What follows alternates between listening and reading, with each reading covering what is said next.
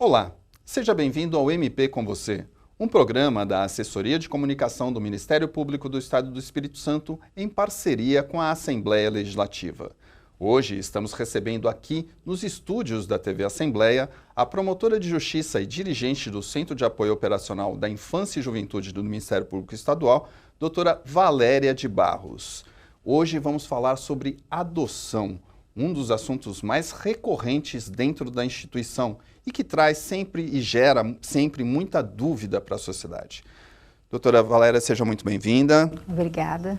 Doutora, para começar, qual o papel do Ministério Público em relação à questão da adoção? O Ministério Público, ele tem um papel essencial na Justiça. E como um dos seus encargos principais, né, a fiscalização, né, da correta aplicação da lei e assistência à sociedade e aos vulneráveis. Na adoção, o Ministério Público ele atua em todas as fases de adoção, podendo inclusive até propor a ação de adoção. Mas ele atua em todas as fases do processo de adoção de crianças e adolescentes. E vamos começar então, o que é necessário para quem tem interesse em adotar, o que a pessoa tem que fazer? A pessoa que tem interesse em adotar uma criança e um adolescente, ele precisa se dirigir à Vara da Infância e Juventude, mas hoje nós temos o Cadastro Nacional de Adoção de Acolhidos, que é o SNA, que está no site do Tribunal de Justiça, que aqueles casais que pretendem adotar, ou aquela pessoa que não precisa de ser somente casal, né, uma pessoa pode adotar uma criança e um adolescente, basta ele se habilitar. Essa pessoa ela pode fazer um pré-cadastro lá nesse site. De posse desse pré-cadastro, ela vai se dirigir a uma das varas da infância e juventude do seu município e já com esse formulário preenchido, ou se não conseguir fazer esse pré-cadastro, ela pode preencher esse formulário na vara da infância e juventude. Não é necessário advogados para entrar com esse processo de habilitação. Tem que pagar, doutora? Isso é pago? Não, nada, não tem nenhum custo. Os processos que tramitam na Vara da Infância e Juventude, eles não têm custos. E, doutora, o que é necessário para a pessoa poder se habilitar, poder ser habilitada para entrar nesse processo de adoção? É uma série de requisitos, né? Ela precisa de ser maior de 18 anos, ela faz esse pré-cadastro, e depois desse pré-cadastro ela vai juntar os documentos necessários, né? Tem uma série de documentos que constam lá, né, nessa lista de documentos, que é um atestado de sanidade mental, certidões negativas, documentos de identidade, renda, comprovante de residência, entre outros. Ela, de posse desses documentos, na Vara da Infância e Juventude, ela faz a sua habilitação. Depois de habilitada, ela vai passar por alguns procedimentos, conversas com assistente social, ela vai fazer um curso preparatório, que hoje a gente tem essa previsão, ela faz esse curso preparatório e tem o parecer do Ministério Público. Se for necessário, se o promotor ou o juiz perceber que é necessário conversar com esses pretendentes, designamos uma audiência para essa conversa, se for necessário, e no final, se a equipe multidisciplinar das varas da infância e juventude fizer um relatório favorável, né, e o Ministério Público, de posse desse relatório, entender que aquele casal ele tem, ou aquela pessoa, ela tem condições de adotar uma criança, o juiz também, tendo esse mesmo entendimento, vai sentenciar e aquela pessoa vai se tornar uma pessoa habilitada. Depois de habilitada, ela é cadastrada no SNA e aí no seu município e no Cadastro Nacional, e aí dependendo do seu perfil, né, ela vai adotar uma criança ou um adolescente. Só para a gente esclarecer, a SNA é o Sistema Nacional de Adoção e Acolhimentos, que está, e hoje ele está no site do Tribunal de Justiça, no ícone SIGA. Doutora, agora uma questão, quanto tempo demora para essa, vamos chamar essa primeira fase, essa fase de habilitação das pessoas?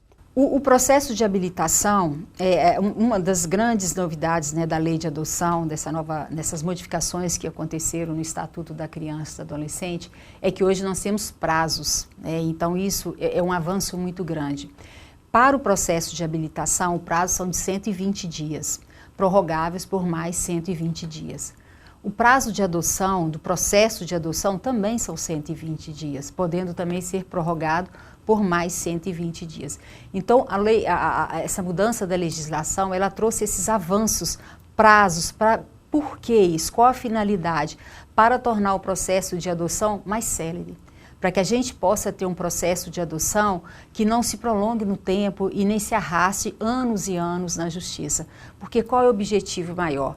É dar uma família para aquela criança ou aquele adolescente. Quer dizer, a gente está falando aí num prazo total de menos de um ano. Menos de um ano, são 120 dias para habilitação, a pessoa habilitada, ela ingressando com o processo de adoção, o prazo é de 120 dias. Agora, o prazo em que ela vai permanecer na fila, esse prazo depende muito do perfil que os pretendentes colocaram no seu formulário.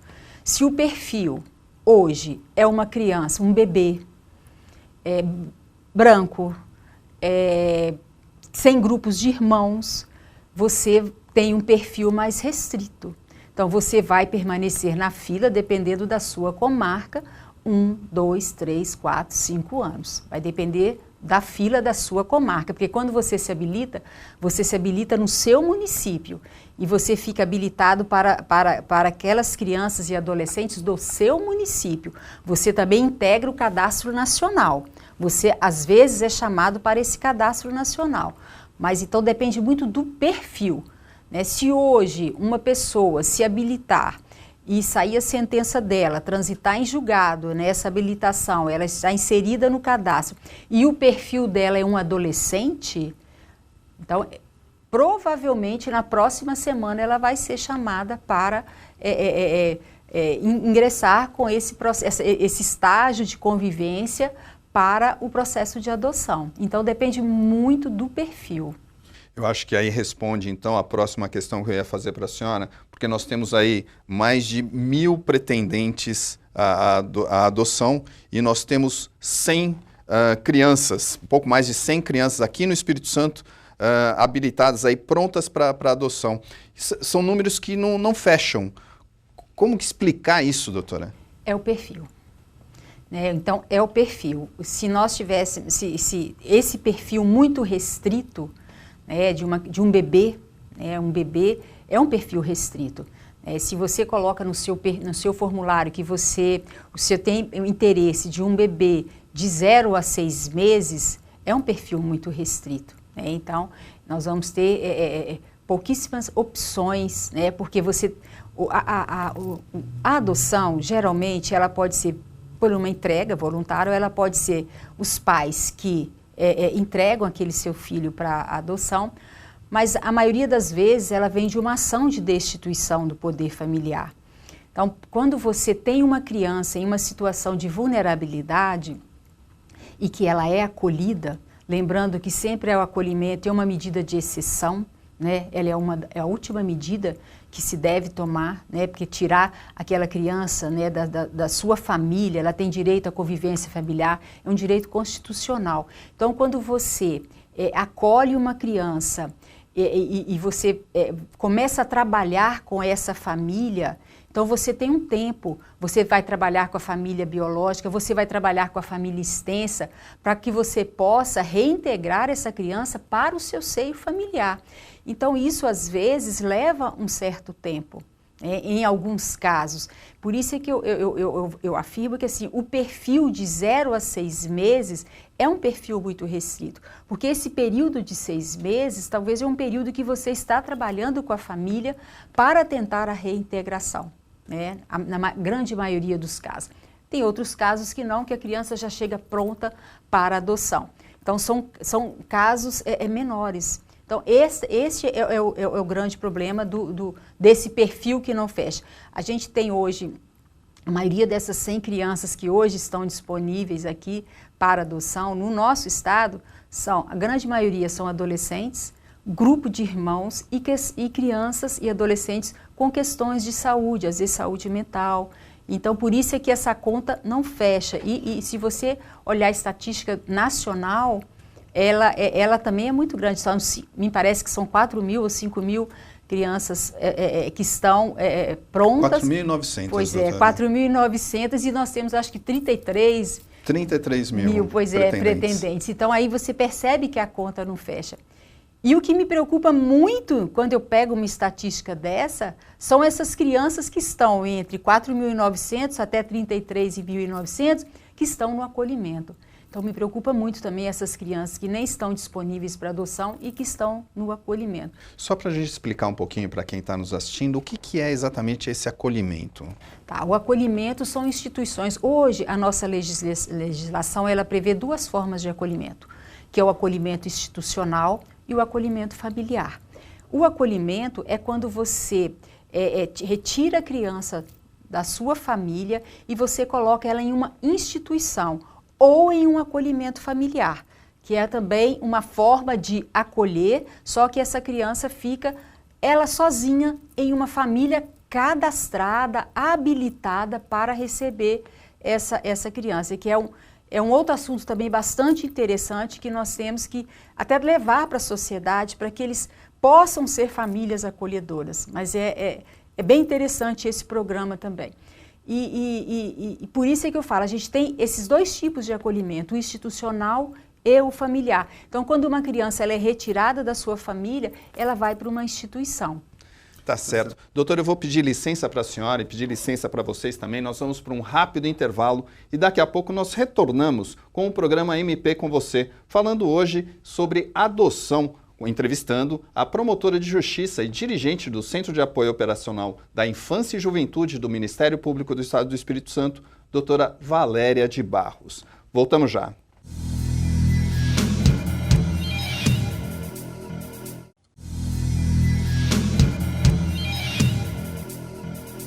Estamos de volta com o programa MP com você, uma produção da Assessoria de Comunicação do Ministério Público do Estado do Espírito Santo em parceria com a Assembleia Legislativa. Hoje estamos recebendo aqui nos estúdios da TV Assembleia a promotora de justiça, a doutora Valéria de Barros, ela que é dirigente do Centro de Apoio Operacional da Infância e Juventude do Ministério Público do Estado do Espírito Santo. Estamos falando sobre adoção. Doutora, a gente falou no último bloco dessa questão dos números que não batem. Quais seriam os desafios, então, que a gente pode ter em relação à adoção no Brasil? São muitos os desafios. O primeiro é esse, né, da gente tentar diminuir essa diferença, né, entre o pretendente de adoção e o número de crianças para serem adotadas. Um desafio maior são políticas públicas, para que a gente não tenha tantas crianças nas instituições de acolhimento. E um outro desafio é nos próprios cursos preparatórios para a adoção, para que os pretendentes à adoção pudessem amadurecer, né, sensibilizar com essa questão de adoção e abrir um pouquinho esse perfil. Esse perfil é muito restrito, ele dificulta muito e nós temos várias crianças e adolescentes precisando de um lar. Então eu acho que esse é o maior desafio, é encontrar um lar para essas crianças e esses adolescentes hoje, né, que estão acolhidos nas nossas instituições e com aquela expectativa, né, de uma família, de ter uma família. Eu acho que esse é o maior desafio. Doutora, agora como é que são esses abrigos? O Ministério Público também fiscaliza esses abrigos? Sim. Como é que eles funcionam? Sim, o Ministério Público ele tem essa atribuição de fiscalizar todas essas instituições de acolhimento, as famílias acolhedoras, nós fiscalizamos o programa, isso já faz parte das nossas atribuições e precisamos de acompanhar, né, equipe técnica, fomentar essa política pública, equipe técnica exclusiva para as nossas instituições de acolhimento, que cada município tenha sua instituição de acolhimento, ou se o município for muito pequeno, cada município tem sua realidade. se o município for um município de pequeno porte, que faça convênios para que nós tenhamos em cada município um local em que essa criança possa permanecer no momento em que ela não possa estar convivendo com sua família por qualquer questão, né, de vulnerabilidade. Doutora, agora um outro assunto que está diretamente relacionado à adoção e que recentemente gerou uma certa polêmica, é a questão da entrega voluntária. O que é essa entrega voluntária? Como é que funciona? Quem pode fazer isso?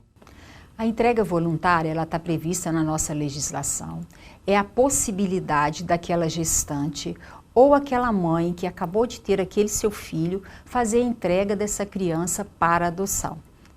É muito importante que as pessoas tenham conhecimento que a entrega voluntária é também um ato de amor e não é crime. Crime é você abandonar essa criança, deixar essa criança num terreno baldio. Nós tivemos recentemente agora notícias de uma criança que foi localizada num lixão, um bebê, né, foi localizado no lixão. Então são questões que com essa entrega voluntária, com esse ato também de amor, que é a entrega voluntária, quando a mãe não tem condições de permanecer com aquela criança, ela vai entregar essa criança para adoção. E como que isso funciona? Isso tem um procedimento. Quando a mãe manifesta, né, ou quando ela está fazendo os exames, ou quando ela está sendo atendida pela equipe médica, né, o pré-natal, ela manifesta esse desejo de entregar, as equipes, né, assistentes sociais das maternidades, elas já estão preparadas para comunicar à vara da infância e juventude que uma gestante tem interesse em fazer essa entrega. Então ela vai ser acompanhada por toda a equipe do CRAS, do CREAS, a equipe da saúde. Quando essa criança, quando ela der à luz essa criança e essa criança nascer, ela já está sendo acompanhada, a equipe vai informar para ela, dizer para ela o que ela deve fazer e qual é o caminho. É comparecer a uma das varas da infância e juventude, espontaneamente. Então, quando ela comparece nessa vara, depois de ter dado à luz, muitas vezes ela não leva a criança, muitas vezes quando ela quer fazer a entrega, ela deixa a criança na maternidade, quando ela tem alta, e ela se dirige a essa vara da infância e juventude. A maternidade comunica a vara e, se for necessário, a criança vai para o acolhimento aguardando todo esse procedimento. Ela se dirige a uma vara, ela vai ser atendida por uma equipe multidisciplinar, vai ser atendida por um assistente social, por um psicólogo, que vai entender o porquê que isso está acontecendo. E se essa for a vontade dela, depois dela passar por toda essa equipe, vamos ter uma audiência com o promotor de justiça, com o juiz e com o defensor público, geralmente é com o defensor, mas pode ser também com o advogado dela, se assim ela quiser, e vamos ouvir, e mais uma vez, né, aí uma atribuição do Ministério Público, eu vou explicar para ela qual é o alcance daquela decisão que ela está tomando, porque essa criança ela vai para uma adoção e depois essa adoção ela é irrevogável. Ela perde totalmente o vínculo com a criança. No momento em que ela é ouvida e que ela, na audiência, e que ela ratifica a sua vontade de entregar o seu filho para adoção, naquele momento, depois do parecer do Ministério Público, o poder familiar dela é extinto. Então, aí ela é comunicada que ela tem 10 dias para repensar. Porque ela pode depois, nesse período de 10 dias, ela pode voltar lá na vara e dizer que se arrependeu. Se isso acontecer, ela vai ficar com a criança, mas aí ela vai ser acompanhada por um prazo mínimo de 6 meses pelo CRAS, CREAS, pela equipe da vara da infância e juventude. Agora, é preciso reforçar que essa entrega é legítima. Legítima, é um ato de amor. Crime é você abandonar a criança num terreno baldio, mas você fazer a entrega, ela tem previsão legal, é um ato legal e que tem todo um procedimento. Existe um ato normativo do Tribunal de Justiça regulamentando isso, então todas as varas da infância e juventude do nosso estado têm esse provimento, sabe como proceder, nesses casos. E o que é mais importante, que às vezes as pessoas não têm conhecimento, se assim for a vontade dessa mãe, é garantido o sigilo. Esse sigilo é garantido por lei, se ela não quiser que ninguém saiba que isso está acontecendo, né, que ela fez essa entrega, isso é respeitado. Agora, doutora, até que idade essa mãe ela pode fazer essa entrega? Ou é imediatamente após o parto? A entrega do seu filho para adoção, ela pode ser feita em qualquer idade. Ela pode ser feita. Essa entrega voluntária, que hoje todo mundo menciona e que a gente faz esse trabalho, inclusive nas maternidades, de orientação, de como proceder, na mídia, para que as pessoas, né, uma gestante possa saber que ela tem essa possibilidade, se ela não tem condições de permanecer com o seu filho. Ela tem esse direito, né, Tem esse direito, esse é um direito dela previsto na legislação, que ela pode entregar esse seu filho para adoção. E quem vai adotar essa criança? Aqueles casais que nós conversamos que foram habilitados. E aí segue-se a fila de adoção que está prevista lá no SNA, no Sistema Nacional de Adoção. Agora a senhora já explicou que a pessoa, a mãe, ela pode requerer aí um sigilo sobre esse ato. No entanto, a sociedade cobra muito. Como lidar com essa situação, doutor? Nós temos as equipes, né, para poder trabalhar, para poder conversar com essa mãe, para ela poder superar todo esse luto, que também é um luto para ela, né? Se você pensar que ela, né, às vezes as pessoas esquecem que às vezes ela está entregando e aquilo para ela também é muito difícil, mas que é um ato de amor que ela está fazendo para o seu filho.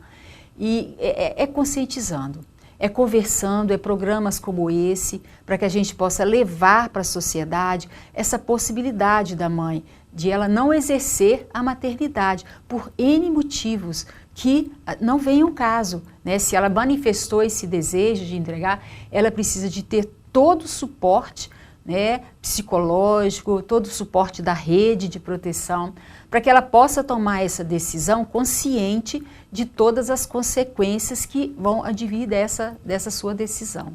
A senhora falou dessa legislação. Essa legislação, ela dá todo esse suporte? Sim, previsão, a entrega voluntária, ela está prevista no Estatuto da Criança e do Adolescente.